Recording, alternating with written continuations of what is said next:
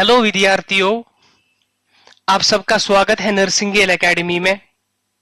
नर्सिंगेल academy आपके लिए आज अगला केस लेकर आया है, जो कि एक 77 वर्षीय पुरुष मरीज का होता है, जिसको अपेंडिसाइटिस से डायग्नोस किया गया है। तो सबसे पहले हम ये देखेंगे कि ये अपेंडिसाइटिस होता क्या है। अपेंडिसाइटिस वो बीमारी होती है जिसमें सूजन होता है, जिसमें इन्फेक्शन होता है अपेंडिक्स को। तो अगर आप as a health care professional हो तो आप ऐसे केसेस कैसे हैंडल करोगे। तो अगर आपके पास अपेंडिसाइटिस पेशेंट्स आते हैं, आप सर्जरी से पहले किस प्रकार का केयर दे सकते हो अपेंडिसाइटिस पेशेंट को। तो सबसे पहले हम इस केस की डिटेल्स देखेंगे। ये जो केस हमारे पास है, ये 77 ईयर ओल्ड मेल का है, जिसको हॉस्पिटल में एडमिट किया गया है। और जो ही उसको हॉस्पिटल में एडमिट किया गया है, जो उसके चीफ कंप्लेंट्स थे वो था कि उसको पेट में दर्द था। तो ये कंप्लेंट से साइंस एंड सिम्टम्स देख के उसको अपेंडिसाइटिस से डायग्नोस किया गया और उसको सर्जरी के लिए बोला गया। तो ये सारे साइंस एंड सिम्टम्स देख के हमें पता चला कि इस पेशेंट को अपेंडिसाइटिस है।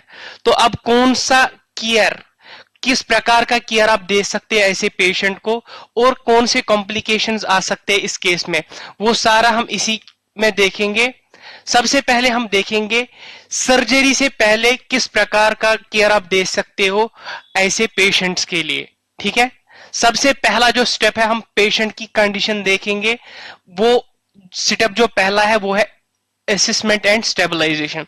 असेसमेंट एंड स्टेबलाइजेशन में हम क्या करते हैं, जो भी पेशेंट होता है उसको एसेस करते हैं। उसकी जो वाइटल साइंस होती है, जैसे टेम्परेचर होता है, पल्स होता है, रेस्पिरेशन होता है, बीपी होता है, वो हम चेक करते हैं। दूसरा जो है, हमें पता ही कि ये जो 77 ईयर ओल्ड मेल है, उसकी एज एडवांस्ड है, इसलिए उसको हार्ट प्रॉब्लम ज्यादा हो सकती है, तो वो भी हम एसेस करते हैं इसमें। और पेशेंट को हाइड्रेट रखने के लिए हम आईवी फ्लूइड्स देते हैं, ताकि पेशेंट की जो इलेक्ट्रोलाइट बैलेंस है वो बरकरार रहे। और हमने देखा कि जो ही पेशेंट को एडमिट किया गया तो उसको पेन हो रहा था, उसको दर्द हो रहा था एब्डोमेन में, तो उसी को दूर करने के लिए हम एनाल्जेसिक्स पेन किलर्स देते हैं। और इन्फेक्शन को देखने के लिए कि इस मरीज में इन्फेक्शन है कि नहीं, उसके लिए हम सीबीसी या ब्लड टेस्ट या कंप्लीट ब्लड काउंट भी करते हैं। और अगर पेशेंट डायबिटिक है तो वहां पे हम ब्लड शुगर मॉनिटरिंग करते हैं, ब्लड शुगर टेस्ट करते हैं, ताकि हम देखें कि किस प्रकार, किस रेंज में इसको ब्लड शुगर लेवल है। ठीक है, ये सारा इसमें हम देखते हैं। जो अगला है वो है स्टेप, वो प्रेपरेशन फॉर सर्जरी है, क्योंकि सबसे पहले स्टेप में हमने एसेस किया पेशेंट की जो कंडीशन है वो सारी देखी। अब दूसरे स्टेप में हम प्रिपेयर करेंगे पेशेंट को। अब पेशेंट को सर्जरी होनी है तो उसके लिए हम उसको मेंटली फिजिकली प्रिपेयर करेंगे। तो दूसरा स्टेप है प्रेपरेशन फॉर सर्जरी। तो इसमें क्या आता है, सबसे पहले सर्जरी के लिए जब भी हम पेशेंट को प्रिपेयर करते हैं, उसमें 6 से 8 घंटे सर्जरी से पहले हम पेशेंट को कुछ नहीं देते मुंह से, यानी एनपीओ, नील पर ओलर या नथिंग बाय माउथ, कुछ भी नहीं देते हैं। ठीक है, दूसरा जो ये पॉइंट है यहाँ पे, वो हम उसको लैक्सेटिव्स या एनीमास देते हैं, ताकि जो बोवेल है वो क्लियर हो जाए। और तीसरा जो अहम पॉइंट है वो है कंसेंट या इंफॉर्मेशन या परमिशन या इजाजत लेना।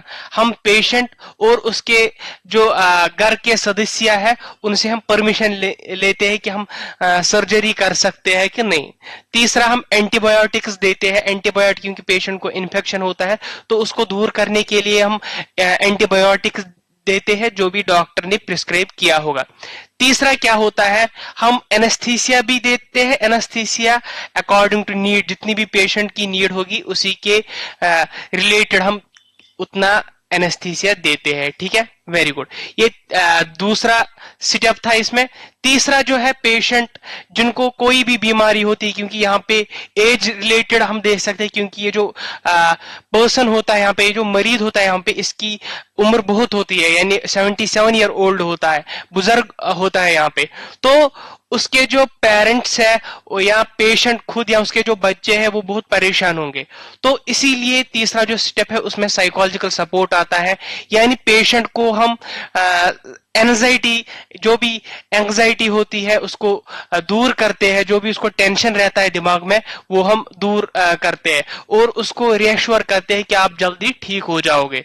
और जो भी फैमिली मेंबर्स होते हैं, जो भी परिवार के सदस्य होते हैं और पेशेंट को हम इस प्रोसीजर जो भी सर्जरी होनी है उसके रिलेटेड शिक्षा देते हैं ताकि उनको नॉलेज मिले उस ऑपरेशन या सर्जरी के रिलेटेड। ठीक है, ये था तीसरा स्टेप इसमें। अब अगला जो है इसमें वो है हम कॉम्प्लिकेशंस देखेंगे। कॉम्प्लिकेशंस क्या होते हैं, जैसे जब भी सर्जरी होती है कुछ तो उसके उस सर्जरी के माध्यम से कुछ कॉम्प्लिकेशंस आ सकती है पेशेंट को। ठीक है, अब यहाँ पे हमें अपेंडिसाइटिस केस है, अपेंडिसाइटिस केस में कौन कौन से कॉम्प्लिकेशंस आ सकते हैं वही हम देखेंगे इस केस में। ठीक है, सबसे पहला है सर्जिकल कॉम्प्लिकेशन, क्योंकि सर्जरी होनी है तो सर्जरी के रिलेटेड कौन से कॉम्प्लिकेशंस आ सकते हैं, जैसे रिस्क ऑफ वूंड इन्फेक्शन हो सकता है। ठीक है, या पेरिटोनाइट्स, यानी जो भी वूंड होता है, जो भी घाव होता है उसको इन्फेक्शन होने का खतरा होता है या इन्फेक्शन हो सकता है उसमें। या पेरिटोनाइट्स यानी जो भी हमारी लाइनिंग ऑफ स्टोमक होती है, पेरिटोनियम होता है, उसमें सूजन आ सकता है। दूसरा है एनेस्थीसिया रिलेटेड रिस्क आ सकते हैं। एनेस्थीसिया रिलेटेड रिस्क में हम देखते हैं कि जब भी पेशेंट को एनेस्थीसिया दिया जाता है तो वहां पे क्या होगा, वहां पे कुछ रेस्पिरेटरी प्रॉब्लम्स हो सकते हैं या हार्ट प्रॉब्लम्स आ सकते हैं, तो वो भी कॉम्प्लिकेशंस आ सकती है। या ब्लीडिंग, ज्यादा खून आ सकता है, क्योंकि ये सर्जरी होती है, यहाँ पे टीयर, यहाँ पे कट करना होता है, इसलिए ज्यादा ब्लीडिंग होने की यहाँ पे क्षमता हो सकती है। ठीक है, वेरी गुड। तो ये पहला कॉम्प्लिकेशन था सर्जिकल कॉम्प्लिकेशंस। दूसरी जो कॉम्प्लिकेशंस है वो है एज रिलेटेड कॉम्प्लिकेशंस, क्योंकि यहाँ पे जो हमारे पास पेशेंट आया हुआ है उसकी एज एडवांस्ड थी, यानी ज्यादा उसकी एज थी, 77 इयर्स उसकी एज थी। तो वहां पे क्या होगा, अगर एक पेशेंट की ज्यादा एज होगी तो जो भी उनके घाव होंगे, जो भी उनके वाउंड्स होंगे, उनको ज्यादा टाइम लगेगा ठीक होने में। तो यहाँ पे भी ये एक कॉम्प्लिकेशन है, जो भी घाव होते हैं उनको ज्यादा टाइम लगता है ठीक होने में। और दूसरी जो कॉम्प्लिकेशन है कार्ड यानी हार्ट रिलेटेड कॉम्प्लिकेशंस आ सकती है, जैसे एरिथमिया यानी इरेगुलर हार्ट बीट आ सकता है एक पेशेंट में, ये भी एक कॉम्प्लिकेशन है। या पल्मोनरी कॉम्प्लिकेशंस आ सकते हैं, जैसे लंग कोलैप्स हो सकता है, निमोनिया हो सकता है, ये भी एक कॉम्प्लिकेशन है। अगली जो कॉम्प्लिकेशन है वो है स्पेसिफिक टू अपेंडिसाइट्स, यानी इस अपेंडिसाइट्स के रिलेटेड कौन से कॉम्प्लिकेशंस आ सकते हैं जो स्पेसिफिक होते हैं। जैसे इस अपेंडिसाइट्स में हम कट करते हैं, टीयर करते हैं, तो उसकी वजह से क्या होगा, उसकी वजह से पेरिटोनाइट्स होगा, यानी इन्फ्लेमेशन, जो पेरिटोनियम होता है, लाइनिंग ऑफ स्टोमक होता है, उसमें सूजन आ सकता है, उसमें इन्फेक्शन आ सकता है। तो ये पहला पॉइंट था यहाँ पे, स्पेसिफिक टू अपेंडिसाइट्स में कौन सी कॉम्प्लिकेशंस आती है। दूसरा इसमें पस फॉर्म हो सकता है, जो भी पस कलेक्शन हो सकती है। तीसरा जो है वो है इन्फेक्शन हो सकता है जो कि पूरे शरीर में फैल सकता है। ये था कॉम्प्लिकेशन स्पेसिफिक टू अपेंडिसाइट्स।